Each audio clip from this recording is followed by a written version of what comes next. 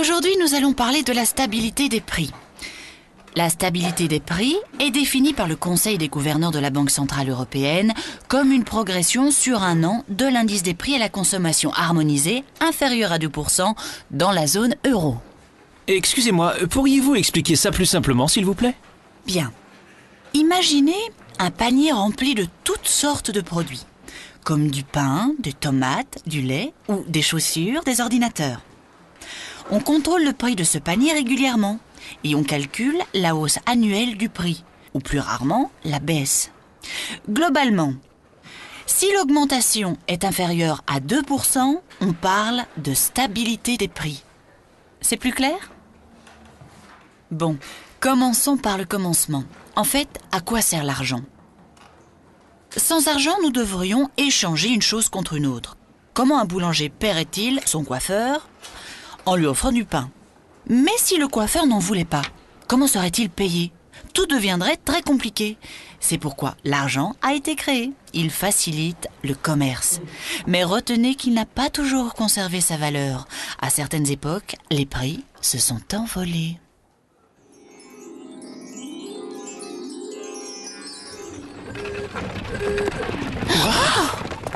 Mais qu'est-ce qui s'est passé?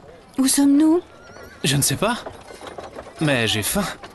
Oh, regarde ça. Alors, voyons ce qu'on peut avoir pour 4 pièces. Vous désirez? 2, s'il vous plaît. Non, ce n'est pas assez. Vous avez augmenté le prix. Mais pourquoi? Comme les gens ont de l'argent pour acheter plus de choses qu'il n'y en a à vendre, la demande pour mes gâteaux a augmenté.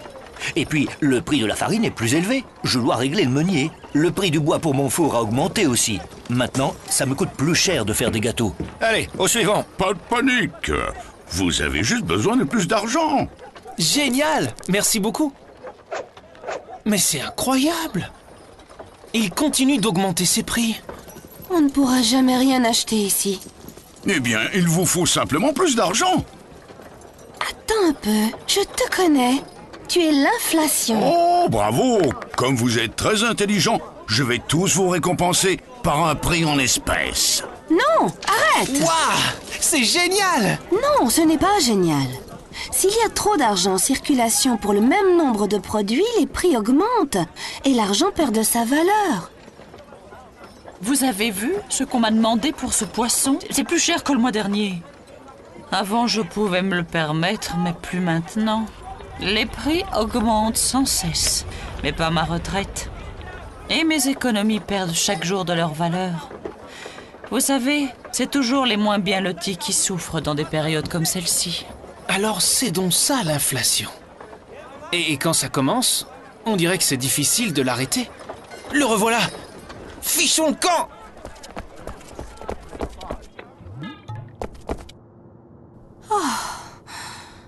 On l'a échappé belle. Je me demande qui surveille l'inflation aujourd'hui. Est-ce que la prof n'avait pas parlé de la Banque centrale européenne et de la stabilité des prix? Si. Essayons d'en savoir plus. Tu as vu où on est? Excusez-moi, est-ce que c'est vrai que votre travail est d'assurer la stabilité des prix? Comment est-ce que vous faites? Je peux peut-être vous aider? Bien, que puis-je faire pour vous? Voilà. Nous venons de voir le monstre de l'inflation et les dégâts qu'il provoque. Est-ce vous qui vous en occupez? Le monstre de l'inflation? Oui, il était en train de... Oh, vous devez parler de ceci. C'est lui l'inflation? Le monstre? Il est minuscule? Bien sûr. Parce que c'est notre travail d'assurer la stabilité des prix. Nous nous efforçons de maintenir l'inflation en dessous, mais proche de 2% à moyen terme. Mais comment faites-vous? Nous cherchons à savoir si des risques menacent la stabilité des prix. Nous effectuons 2 types d'analyses. D'abord, nous surveillons un certain nombre de facteurs, comme la croissance économique et les prix du pétrole, qui peuvent faire grimper les prix à court terme. Ensuite, nous surveillons la quantité d'argent en circulation dans l'économie, car ce facteur pourrait faire monter les prix à moyen et long terme. Mais pourquoi? Nous avons constaté dans le passé qu'une inflation élevée était toujours accompagnée d'une trop grande quantité d'argent en circulation. S'il y avait trop d'argent pour trop peu de produits, on risquerait une hausse de l'inflation. C'est comme si tout le monde voulait acheter les mêmes gâteaux sur le marché. Oui, mais l'inflation ne survient qu'en cas de hausse des prix généralisée, pas seulement pour les gâteaux, mais pour tous les produits et tous les services. Mais qu'est-ce que vous pouvez y faire? Par exemple, pouvez-vous empêcher le boulanger d'augmenter ses prix? Non, nous ne le pouvons pas, mais nous fixons les taux d'intérêt. Je vais vous expliquer. Si vous prenez un crédit pour acheter une voiture ou un nouveau réfrigérateur, par exemple, vous paierez des intérêts calculés sur la base d'un taux d'intérêt.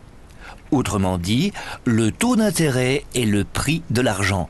Plus le prix de l'argent ou taux d'intérêt est élevé, plus la demande d'argent sera faible. Il y a moins de chances que les gens empruntent de l'argent lorsqu'il est trop cher. Exactement. C'est pourquoi notre mission est de fixer le niveau des taux d'intérêt.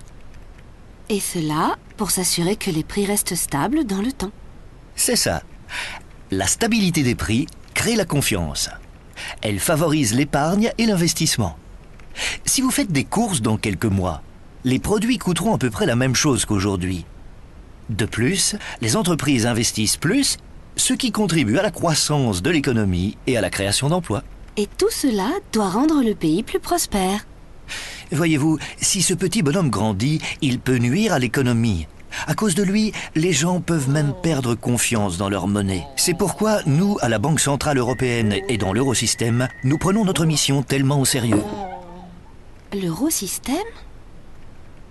Il s'agit de la Banque Centrale Européenne et des banques centrales nationales des pays de la zone euro. Mais notre vigilance ne s'arrête pas là. Ah oui ? Oui. Regardez, c'est la déflation. Qu'est-ce que c'est que ça? La déflation est une diminution générale des prix. Mais ça a l'air bien. Ah, pas du tout. Tout comme l'inflation, elle peut nuire à l'économie.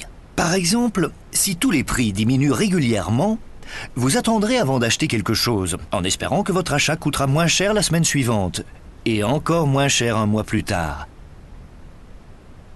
Pour la même raison, une entreprise peut décider de remettre ses investissements à plus tard, et l'économie en pâtirait. Ces petits bonshommes sont destructeurs. Bien. Quel est l'objectif principal de la Banque Centrale Européenne et de l'Eurosystème? Bien. Maintenir la stabilité des prix. Bien. Et combattre le monstre de l'inflation. Pourquoi ne pas l'appeler ainsi? Oui. Super.